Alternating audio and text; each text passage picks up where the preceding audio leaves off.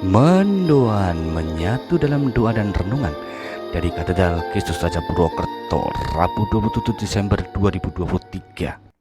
Saya Romo I.A. Indra. Selamat pagi saudara-saudari. Hari ini adalah Pesta Santo Yohanes Rasul, sang penulis Injil.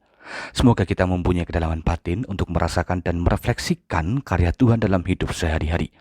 Maka mari kita bekali perjalanan kita melalui renungan sabda dari Injil Yohanes bab 20 ayat 2 sampai dengan 8. Dalam nama Bapa dan Putra dan Roh Kudus. Amin. Tuhan bersamamu dan bersama rohmu. Inilah Injil suci menurut Yohanes. Dimuliakanlah Tuhan. Pada hari Minggu Paskah, setelah mendapati makam Yesus kosong, Maria Magdalena berlari-lari mendapatkan Simon Petrus dan murid yang lain yang dikasihi Yesus. Ia berkata, "Tuhan telah diambil orang dari kuburnya dan kami tidak tahu di mana ia diletakkan." Maka berangkatlah Petrus dan murid yang lain itu ke kubur. Keduanya berlari bersama-sama, tetapi murid yang lain itu berlari lebih cepat daripada Petrus sehingga lebih dahulu sampai di kubur. Ia menjenguk ke dalam dan melihat kain kafan terletak di tanah, tetapi ia tidak masuk ke dalam. Maka tibalah Simon menyusul dia dan masuk ke dalam kubur itu. Ia melihat kain kafan terletak di tanah, sedang kain peluh yang tadinya ada di kepala Yesus tidak terletak dekat kain kafan itu, tetapi agak di samping di tempat yang lain dan sudah tergulung. Maka masuklah juga murid yang lain yang lebih dahulu sampai di kubur tadi. Ia melihatnya dan percaya. Demikianlah sabda Tuhan. Terpujilah Kristus. Ia melihatnya dan percaya. Saudara-saudara, tanggapan Yohanes dalam Injil hari ini memberikan tuntunan tentang sikap beriman. Sederhananya, iman itu mengajari kita untuk melihat dan percaya, merasakan dan percaya, mengalami dan percaya.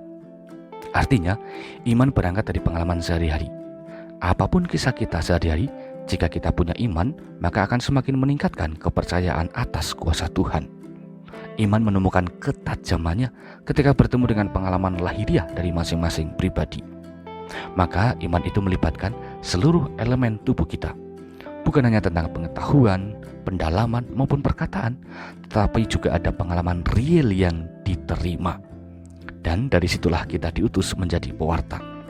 Saudara-saudari, Yohanes percaya kebangkitan Yesus ketika melihat jenazah Yesus tidak ada di dalam makam. Imannya kepada Yesus semakin dipertajam berkat pengalaman real di makam kosong itu. Ini mengajak kita juga untuk menyentuh pengalaman sehari-hari sebagai cara berefleksi dalam kedewasaan iman. Misalnya, jika kita mengikuti Ekaristi, sungguhkah kita itu mengalami dan merasakan kehadiran Tuhan? Jadi bukan hanya tentang bertugas maupun tentang melayani, tetapi ada pengolahan pengalaman real yang berjumpa dengan Tuhan secara pribadi. Semakin kita melibatkan seluruh elemen tubuh dalam beriman, semakin mudah kita menjumpai Tuhan dalam hidup sehari-hari. Kendati hidupnya rutin itu saja, tetapi jika kita maknai dengan iman yang dewasa, akan nampaklah kehadiran Tuhan yang menenteramkan. Mari, sekarang kita songsong hari ini dengan penuh iman, agar kita mengalami sendiri kehadiran Tuhan secara personal yang menyertai kita. Tuhan memberkati. Marilah berdoa. Allah, Bapa Maha Kuasa, berkat-Mu selalu membuat hidup kami berjalan dalam kedamaian. Kami mohon agar iman kami tetap matang, agar bisa mengalami secara real aneka berkat-Mu itu. Semoga kami semakin rendah hati untuk mau menyadari kuat kuasa dan kehadiran-Mu dalam hidup kami sehari-hari. Engkau selalu kami andalkan, kini dan sepanjang masa. Amin. Tuhan bersamamu dan bersama rohmu. Kita semua keluarga kita dan perjalanan hidup hari ini senantiasa dalam berkat Allah yang Maha Kuasa, Bapa, Putra, dan Roh Kudus. Amin. Saudara-saudari, selamat beraktivitas. Tuhan berkati. Salam mendoan.